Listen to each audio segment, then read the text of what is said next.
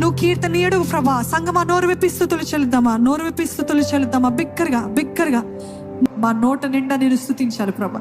నోటి నిండా స్తుతులే ఉండాలి, స్తోత్రాలే ఉండాలి, నిన్ను ఘనపరిచే మాటలే ఉండాలి. నా దేవుడు ఏం చేశాడో తెలుసా అని చెప్పే మాట ఉండాలి ప్రభా. అట్టి రీతిగా మా నాలుకను నీ అగ్ని చేత కాల్చి ఎల్లప్పుడూ నేను స్తుతించాలి. ఈరోజు తండ్రి స్తుతి అనే వస్త్రమేమో మా పైన ధరింపచే. Clothe us with a garment of praise, Lord. భారభరితమైన ఆత్మకు ప్రతిగా తండ్రి నీవే స్తుతి వస్త్రము ధరింపజేసా నమ్ముతూ నీకు స్తుతులు చెల్లిస్తున్నాం ప్రభా. ఈరోజు భారభరితమైన ఆత్మతోటి ఎవరు వచ్చినా, ఎవరు లైవ్లో చూస్తున్నా వారికి నువ్వు స్తుతి అనే వస్త్రము ధరింపజేస్తావు. నీకు వందనాలు ప్రభా.